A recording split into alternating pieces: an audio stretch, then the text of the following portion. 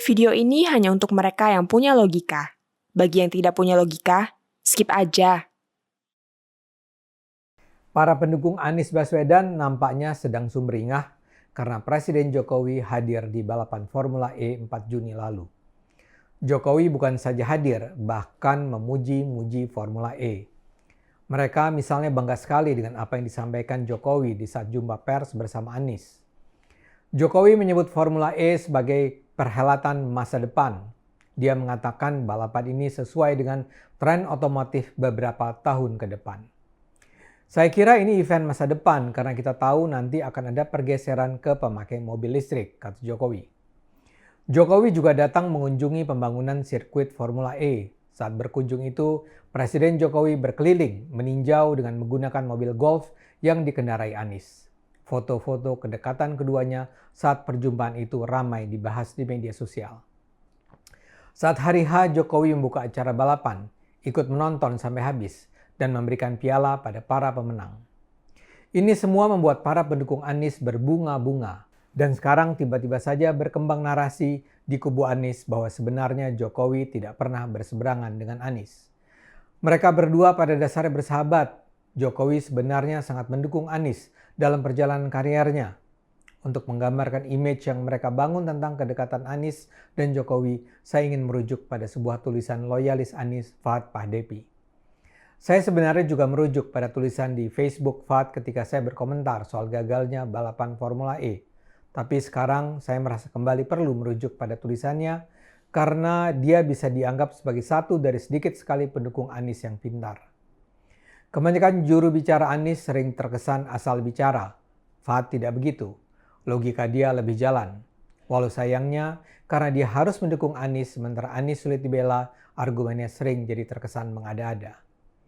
Bagaimanapun saya merasa dia bisa mewakili sikap kubu Anies. Dia pasti menulis bukan karena sekedar menulis. Tujuan tulisannya saya duga terkait dengan strategi besar kubu Anies. Karena itu tulisan Fahad penting. Melalui tulisannya di Facebook kali ini, Fahad jelas berusaha membangun image bahwa Jokowi sebenarnya bersahabat dengan Anies. Fahad mengingatkan fakta bahwa Anies adalah pendukung Jokowi sejak Jokowi maju sebagai Capres 2014. Anies ketika itu menjadi salah satu juru bicara kampanye Jokowi, merancang sejumlah program dan termasuk menjadi penulis naskah pidato Jokowi.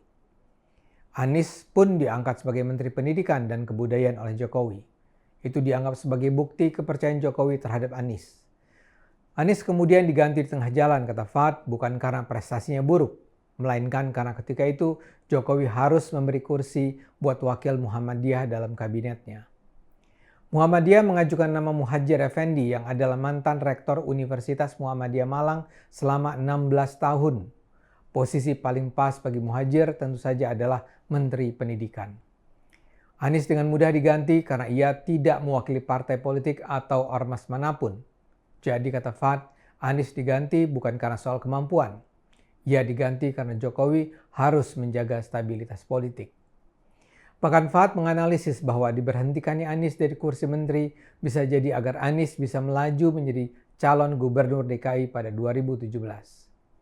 Kesan tentang permusuhan Jokowi dan Anies, kata Fahad, baru dimulai pada Pilgub 2017 itu.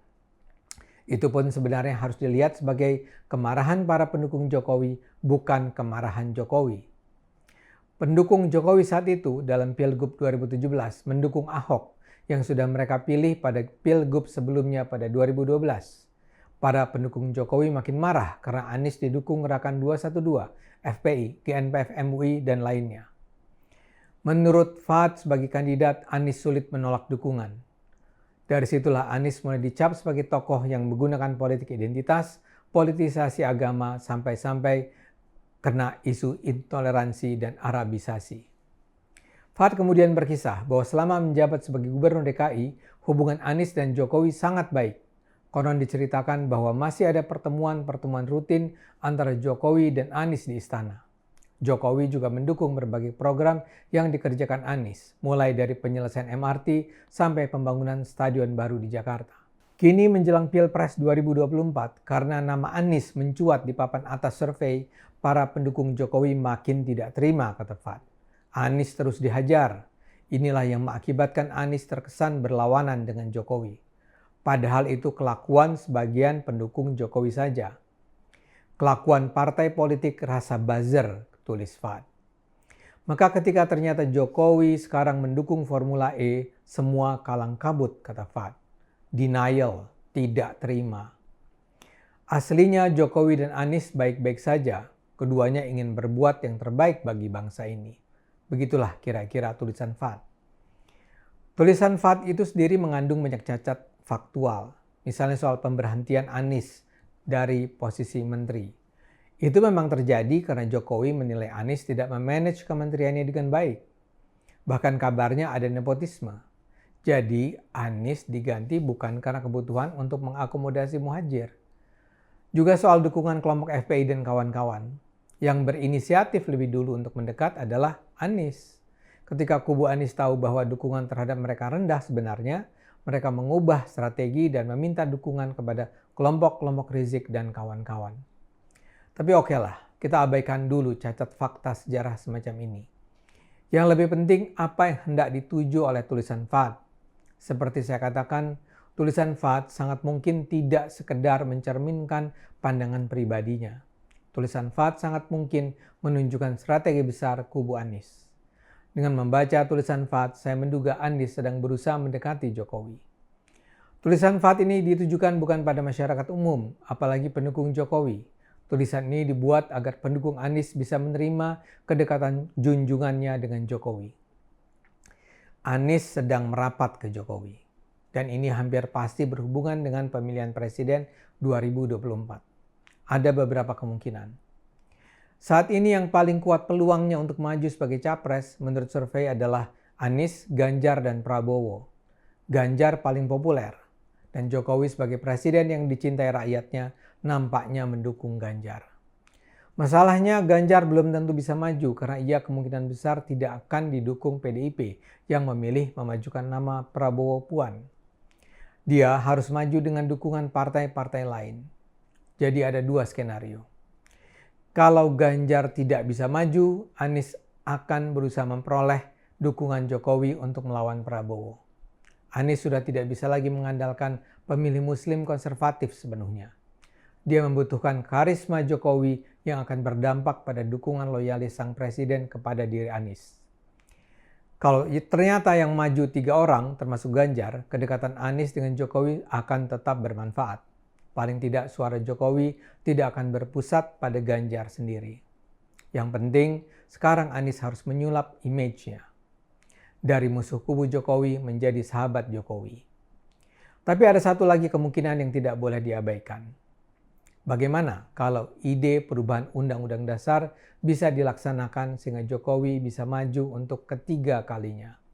Kalau ini terjadi dan Jokowi kemungkinan besar akan menang lagi, buat Anies pasti jauh lebih menguntungkan untuk berada di kubu Jokowi.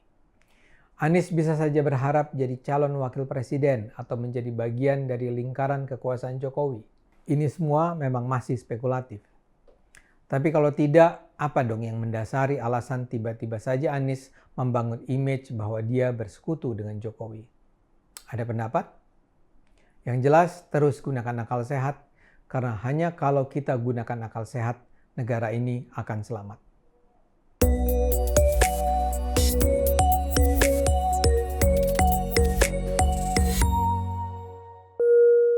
Video ini hanya untuk mereka yang punya logika. Bagi yang tidak punya logika, skip aja.